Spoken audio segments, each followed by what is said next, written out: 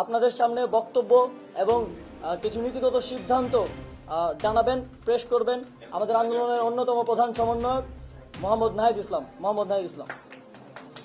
প্রথমেই আজকের যে ছাত্র নাগরিক অভ্যুত্থানের মাধ্যমে এই ফ্যাসিস্ট হাসিনার পতন করা হলো, এই ছাত্র নাগরিক অভ্যুত্থানটিকে আমরা আমাদের যে আন্দোলনের শহীদ এবং হতাহত এবং মুক্তিকামী ছাত্র জনতাকে উৎসর্গ করছি। আমাদের এক দফা এবং কমিটমেন্টটি আমরা এই মুহূর্তে স্মরণ করিয়ে দিচ্ছি। আমাদের এক দফা দাবিটি ছিল স্বৈরাচারী শেখ হাসিনা সরকারের পতন এবং ফ্যাসিবাদী ব্যবস্থার বিলোপ।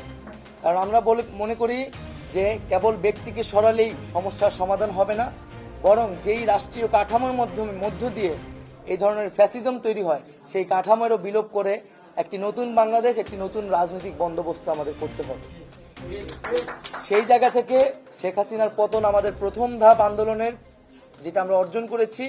এখন আমরা দ্বিতীয় ধাপের দিকে আমাদেরকে যেতে হবে। সেজন্য আমরা মনে করি এই যে অভ্যুত্থানকারী ছাত্র নাগরিক, তাদের প্রস্তাবিত আমরা একটি প্রস্তাব করব আগামী 24 ঘন্টার মধ্যে আমরা একটি অন্তর্বর্তীকালীন জাতীয় সরকারের প্রস্তাব করব। সেই জাতীয় সরকারে অভ্যুত্থানকারী ছাত্র নাগরিকদের অংশ থাকবে এবং সমাজের যে নাগরিক সমাজ সহ যে নানান পেশাজীবী এবং নানান ধরনের পক্ষ রয়েছে, সকলের প্রতিনিধিত্ব নিশ্চিত করে তাদের সাথে আলোচনার মাধ্যমে আমরা একটা অন্তর্বর্তীকালীন জাতীয় সরকারের রূপরেখা এবং নাম, সেই সরকারে কারা কারা থাকবে সেই নামগুলো ঘোষণা করব। কারণ আপনারা সকলেই জানেন যে আমরা আসলে গত কয়েকদিন ধরে খুবই ব্যাপক নিরাপত্তাহীনতার ভিতরে ছিলাম, যোগাযোগ থেকে বিচ্ছিন্ন ছিলাম।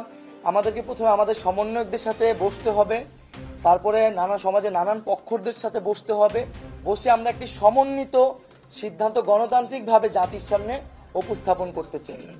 সেটা আগামী 24 ঘন্টার মধ্যে আমরা সেই অন্তর্বর্তীকালীন জাতীয় সরকারের রূপরেখা প্রস্তাবনা করব। যারা এই আন্দোলনে শহীদ হয়েছে তাদেরকে আমরা জাতীয় বীর হিসেবে ঘোষণা করছি। এবং এছাড়াও যারা এই ফ্যাসিস্ট রেজিমে গত কয়েক বছরে শহীদ হয়েছেন তাদেরকেও আমরা আজকের এই দিনে স্মরণ করছি। এবং আমরা বলেছিলাম যে শেখ হাসিনার পদত্যাগই কিন্তু একমাত্র সমাধান হবে না। এই যে তারা একটি গণহত্যার সাথে জড়িত এবং এর আগেও পিলখানা হত্যাকাণ্ড থেকে শুরু করে বিভিন্ন গণহত্যা, গুম, খুন, মানবাধিকার লঙ্ঘন, ভোটাধিকার লঙ্ঘনের সাথে তারা জড়িত। এর অবস্থায় বিচারের ব্যবস্থা করতে হবে। শেখ হাসিনা পালিয়ে গেলেই হবে না, আমরা তাকে বিচারের আওতায় আনব।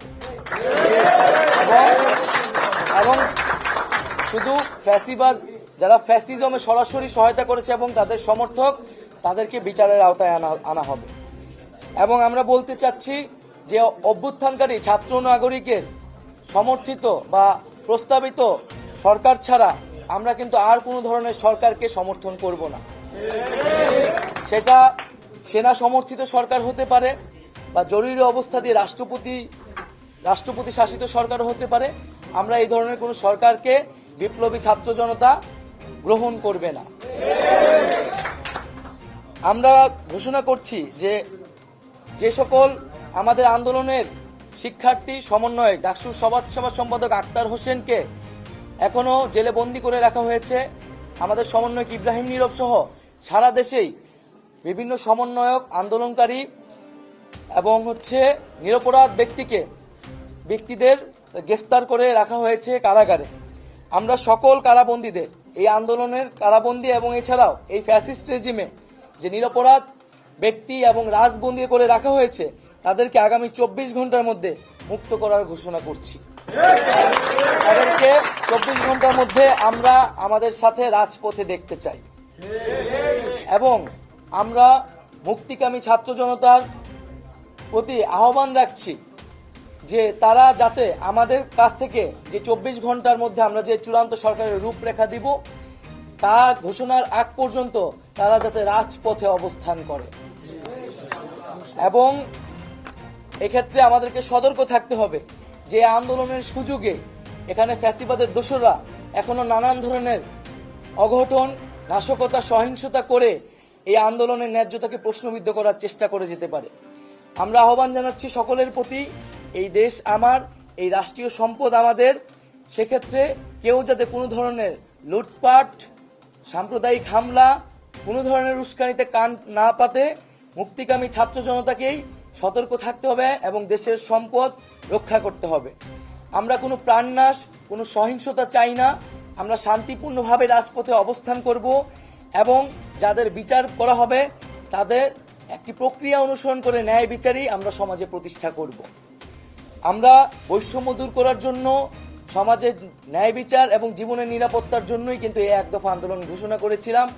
সেই ঘোষণার প্রতি যাতে সবাই শ্রদ্ধাশীল থাকে এবং বৈষম্য বিরোধী ছাত্র আন্দোলনের নেতৃত্বে এই অভ্যুত্থান সংগঠিত হয়েছে এবং আমরা আহ্বান জানাচ্ছি যে বৈষম্য বিরোধী ছাত্র আন্দোলন সকলের জীবন এবং জানমালের নিরাপত্তার জন্য মাঠে থাকবে, সে বিষয়ে সবচেয়ে বেশি সতর্কতা দিয়ে আমরা রাজপথে থাকব।